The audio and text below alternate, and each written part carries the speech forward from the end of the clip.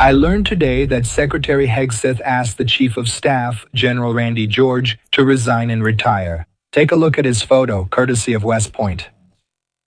Basically, this means the removal of the Army's top uniformed officer, and from what I'm seeing in many headlines, they're saying that this officer is being fired. While the armed forces of Israel continue to be engaged in combat with Iran.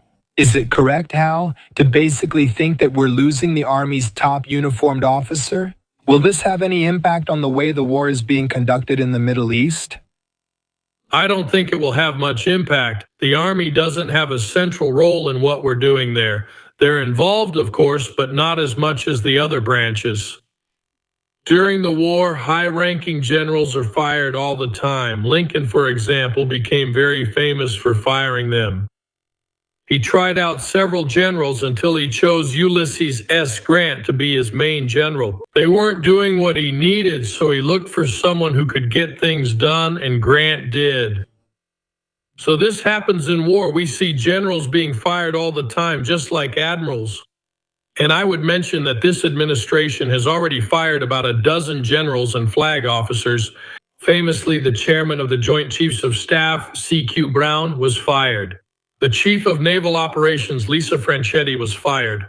And then the head of the DA was fired, and the Deputy Chief of the Air Force was also fired. This goes on indefinitely.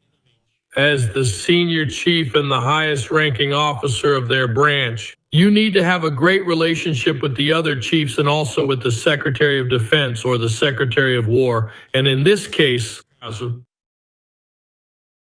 Randy George, who was fired, was actually selected for this position in the administration, the previous administration. And before this job, he had been the main military advisor to the Secretary of Defense under the Biden administration. Interestingly, Christopher Neve, who is relatively junior compared to many generals, was the main military advisor to the Secretary of War, Hegseth. So there's a lot of that. When you reach that level, you deal with relationships and with many things that some would call politics. But not politics, however, in the sense of party politics, but politics in the sense of who you know, who will pull the strings for you and things like that. So, I was reading earlier. Today, by the way, we have this map here to give an idea of where some of the traffic is in the Strait of Hormuz. I believe this is updated from time to time, so basically, it's giving us a general idea of how the traffic is. Tonight, I read that about 40 countries discussed a joint action to reopen the Strait of Hormuz and prevent Iran from, quote, holding the global economy. The United Kingdom organized this, apparently how. So, what would be the most definitive and effective way, in the long term, for these 40 countries to be able to turn this initial idea into reality? And this first meeting in a series of practical and concrete actions. I imagine everyone joining together in a joint task force to keep the Strait of Hormuz open. These 40 countries have many minesweeper ships. And if you look at that map, you'll notice there was traffic at that specific point. Way out there, at the tip of Kishim Island up there near Bandar Abbas, you'll see ships. It's kind of like that toll booth the Iranians set up. They want the ships to go through those islands south of Hormuz, pay the $2 million fee, and move on. What you don't see is that the international shipping lanes are there, where there would normally be traffic. You don't see anything there. A question on many people's minds is, are those shipping lanes mined? That's why the Iranians don't want anyone going through there. And that's it will be a long and meticulous job, but it will require a lot of minesweepers, something the Egyptians simply have very few of. Together, these countries have several minesweeper ships and possess other important naval and air resources, which would be essential for a joint task force, a mission to keep that place open. But there are some battle space preparation measures that need to happen first. And some countries are quite emphatic in saying that there must be a ceasefire, whether de jure or de facto, but there has to be some kind of cessation of active anti-ship combat capabilities.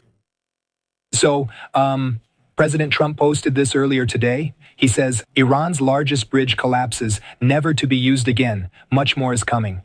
It's time for Iran to make a deal before it's too late, and before there's nothing left of what can still become a great country. This is a screenshot. We have the video he posted. Well, here, let's play it. It's short. It shows a bridge on fire and you can see the flames there.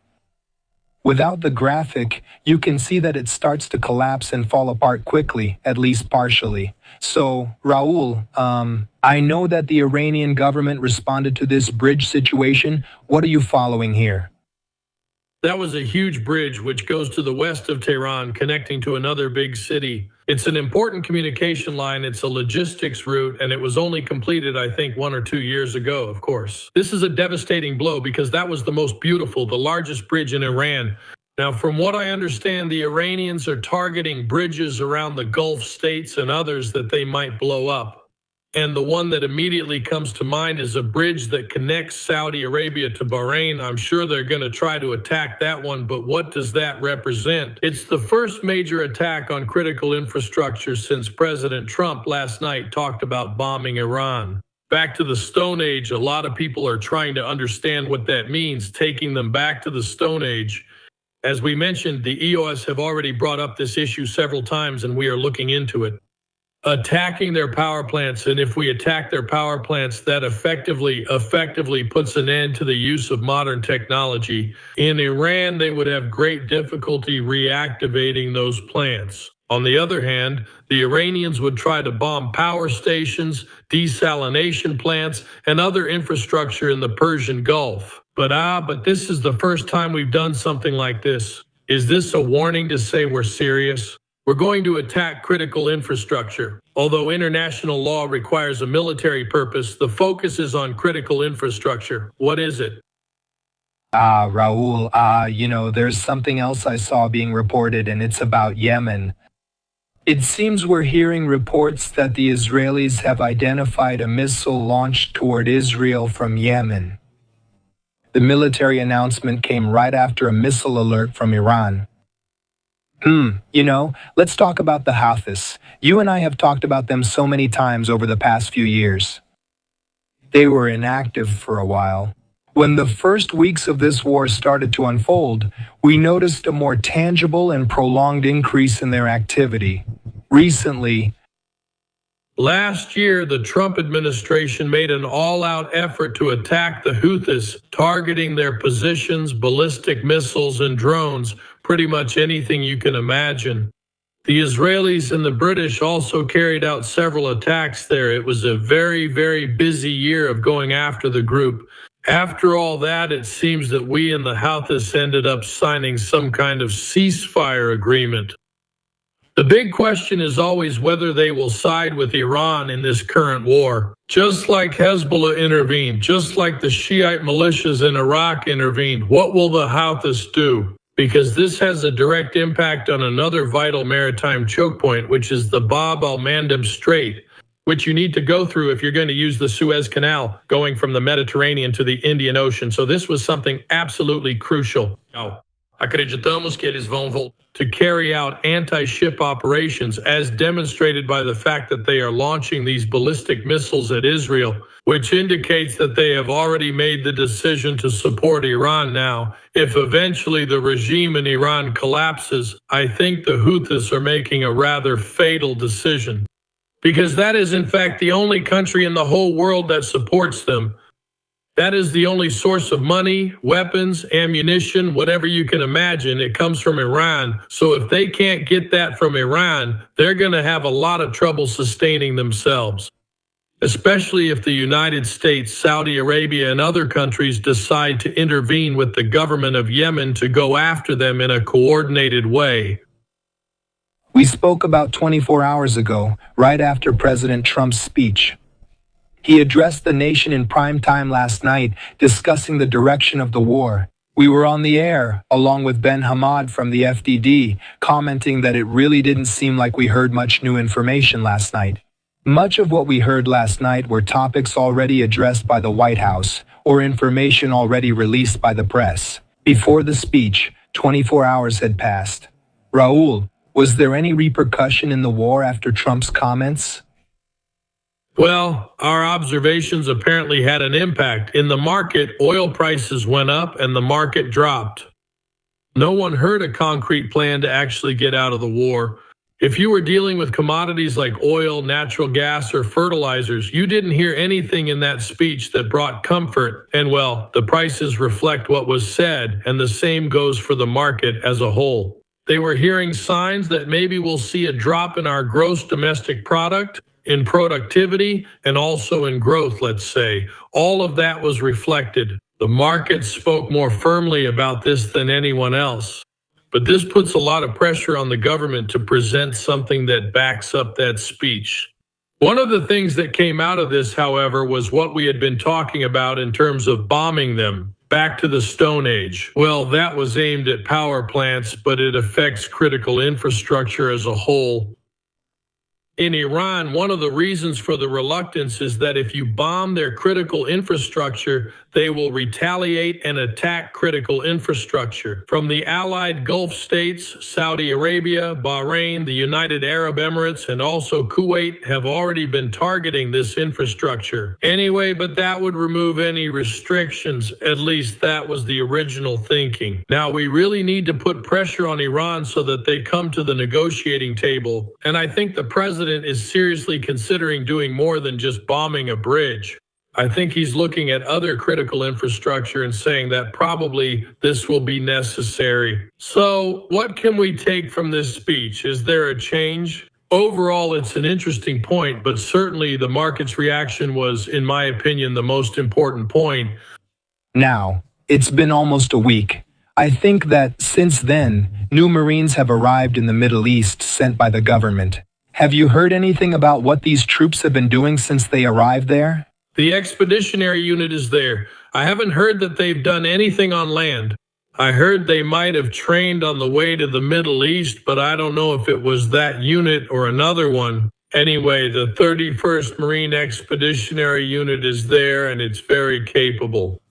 They have a battalion, a reinforced battalion, a ground combat element, a lot of assets there, 800 to 900 troops, plus a composite squadron, a lot of logistics, command and control, a team that does a lot of things. The 10th Marine Expeditionary Unit is right behind. They must be crossing the Indian Ocean by now on that route. They shouldn't be far. And the 82nd Airborne and Advance Element, about 1,000 soldiers are there. It could be anywhere between 1,000 and 2,000 soldiers. What I'm hearing is that this is being structured within the 1st Brigade of the 82nd Airborne Division with the strength of 2 battalions. And that's the kind of thing you look at when planning an airborne operation to take Karg Island or another island.